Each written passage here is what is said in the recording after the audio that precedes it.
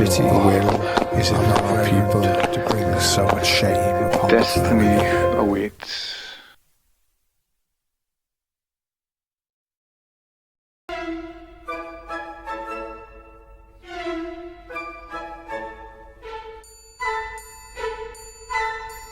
Moving into production, I felt like I was spinning plates. There was so much going on. So moving into 2020, we had the production proposal drafted. I very much had my producer's hat on. And yeah, I was just thinking in so many different angles and directions. And at times, I just didn't know what I was going to do and how I was going to manage to stop all these plates from smashing.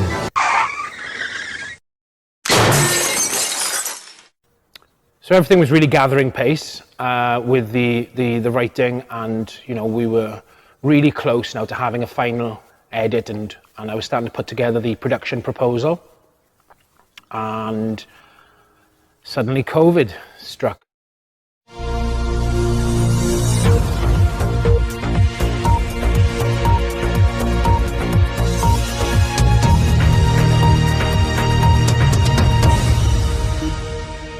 The Prime Minister has announced the most drastic limits to our lives that the UK has ever seen in living memory. The coronavirus is the biggest threat this country has faced for decades, and this country is not alone. All over the world, we're seeing the devastating impact of this invisible killer. And so tonight, I want to update you on the latest steps we're taking to fight the disease and what you can do to help.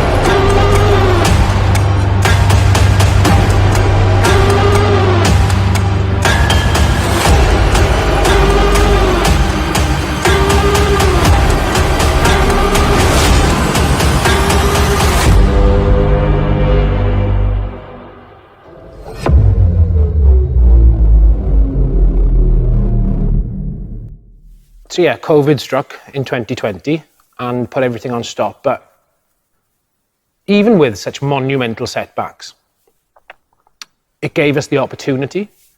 So it could give us the opportunity to really redraft and to hone and to perfect and to do justice this story that we were aiming to take to the world art stage.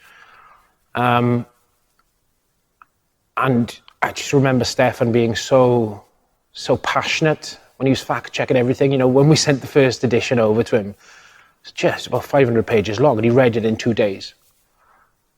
And I spoke with him, I'll never forget, it was a Thursday the 9th of June 2020. I spoke with him on the phone, and he was just so enthralled, passionate. I can't think of enough superlatives to do justice for the commitment and endeavour that he was bringing to this project. And he even actually said to me in that phone conversation that he was prepared to pay for all of the printing costs for the final edit to use when we went into rehearsals. And I remember saying to him, you don't have to do that, I'll figure it into the budget. And he was just so enthusiastic about it all. And then on Friday the 10th of June, I was at my father's house and I received the news that Stefan had passed away. And then one day, Stuart texted us to say he'd passed away, and it was like, poof, I didn't want to know about the play. It was, like I said, a hot summer's day. Been shopping. I'd come home, planned a day out with my girlfriend. And we was waiting for the taxi to turn up. 2 police officers came in the door to break the news to me. Said my world felt like it had fallen out the bottom. it was devastating for me. Obviously, my daughter came in and she'd heard the news, and yeah, I had to make phone calls to family then, and a lot of family I hadn't spoken to in between 15 and 20 years, you know. So yeah, it was probably the worst day of my life, I'll be honest. It was. Yeah, it was. His drive, his enthusiasm, his passion, his wealth of knowledge influenced us greatly as we were writing. And so we had no hesitation in dedicating our script to Stefan and actually mentioning his name in the play itself. And very, very sadly, Stefan died unexpectedly, but he's left a legacy. I mean, I think I would have been writing my book anyway, but we have the information that he did, and I know he worked with the people who created the play of Iniquity, Camwedd, and I think it's a very good memorial to him. And in that sense, though not entirely, my book, Dic Penderyn, The Man and the Martyr, is also a tribute to Stefan and a memorial to him.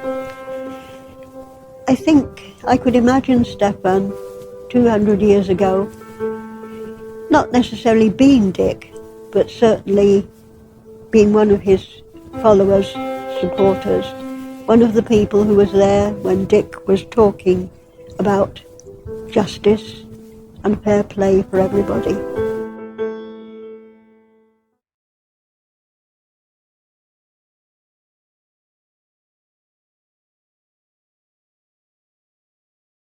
I was introduced to drama classes by my teacher, Ken Tucker. And I suppose initially, the enjoyment of drama class was the opportunity to misbehave without being told off, or to show off without being told off. It wasn't until sort of my later teens and then early 20s that I really developed a passion for storytelling. Yeah, I remember Stuart well back when he was a pupil in Glenavon. He was, from the first day he came in, a very keen, very eager, and always wanted to learn how to do things, how to improve things. You know, if you give him 19 out of 20, he'd want to know why he didn't have 20. There was an occasion, well, quite a few occasions, when trying to get him to come to a rehearsal on a Wednesday afternoon after school was near impossible, because he would prefer to play rugby for the school team. But he did then always apologise, and we always fitted in another rehearsal, and he came. But Stuart, no, he was always wanting to learn how to get better. I was lucky enough to win scholarships to go to RADA, LAMDA, Royal Welsh College of Music and Drama in Cardiff. I chose to go to LAMDA, and coming from a place like Talbot,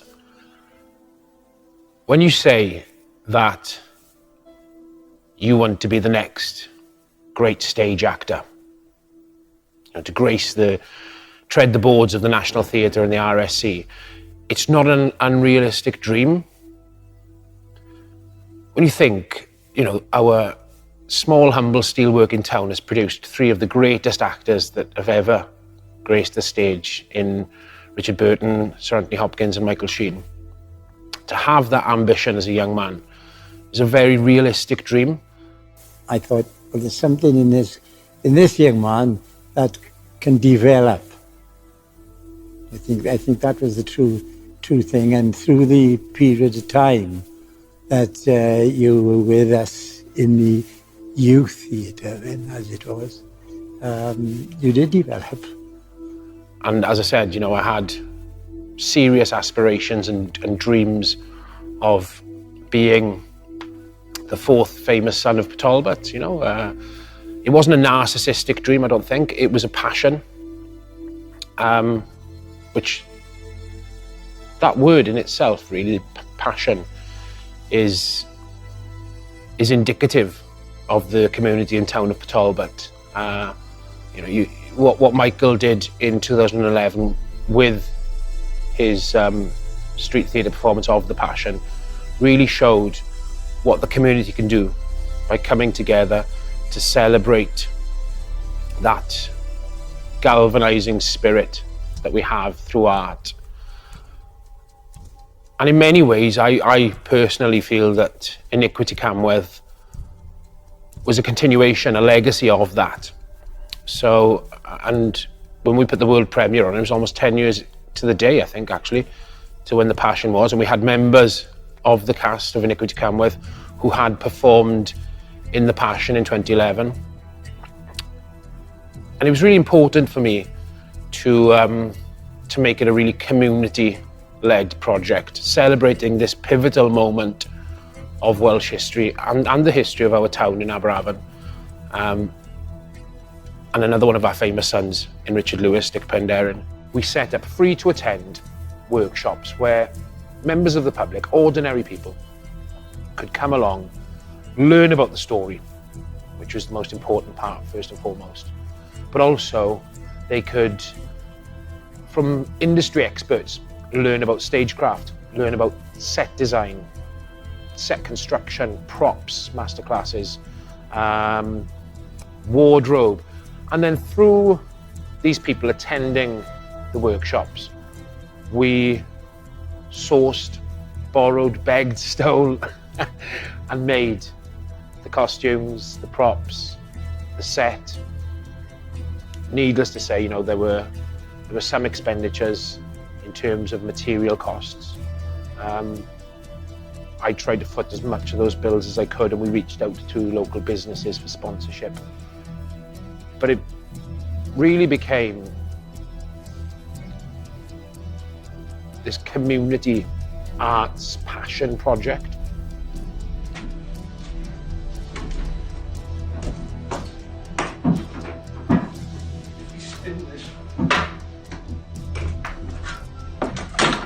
Hi there, my name is Chris Lloyd, and I'm really pleased that Stuart Ward has asked me to be involved in this project for Iniquity Camwedd. When he explained it to me, I thought it was a very good story, and a story that needed to be told, and especially told locally. I've been sort of involved in amateur theatre for about 30 years.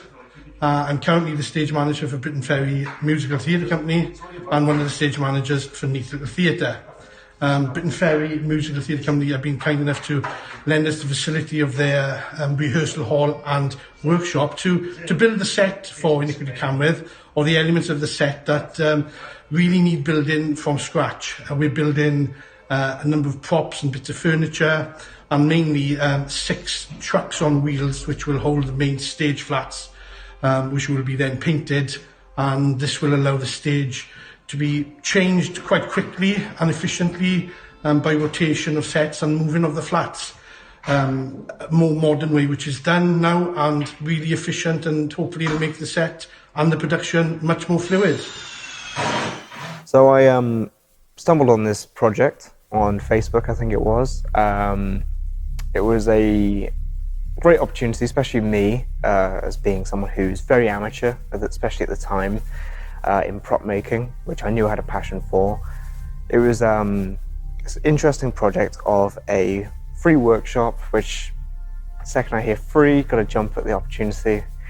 And I went there. It was an amazing opportunity. Got to really sort of learn such an interesting story that which I would kind of say adopted country of Wales.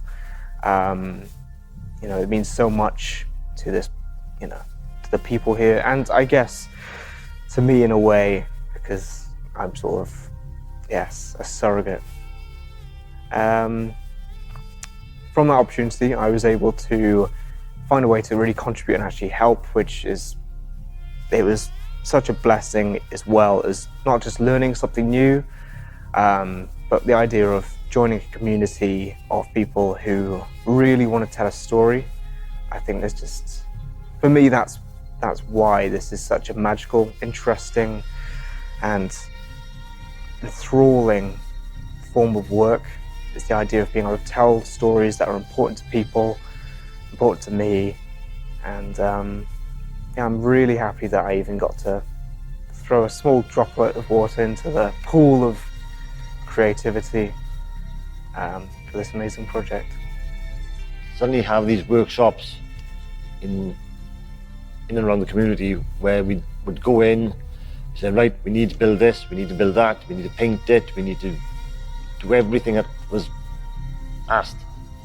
And for the whole community to come together to build it was wonderful. It was great. It was one of those, when everyone gets together, like a team building process, and it was great. So for my journey, I stumbled upon this amazing prop workshop, got to attend and play around with lots of different aspects of prop making, feast of information.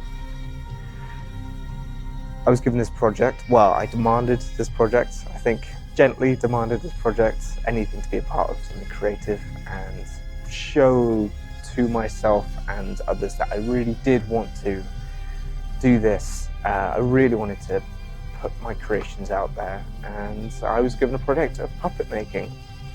So this is the end result. 2 projects, 2 very different personalities, and yeah, both very fun to make. It must be 3 years since I've seen these now. I must say, props to the team. They have kept them in amazing condition.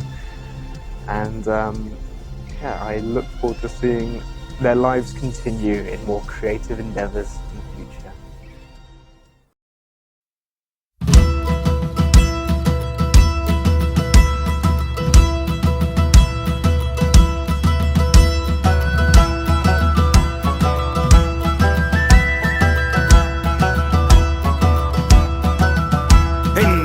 Of 1831, 10,000 workers marched as one. An insurrection had begun to end the debt of slavery.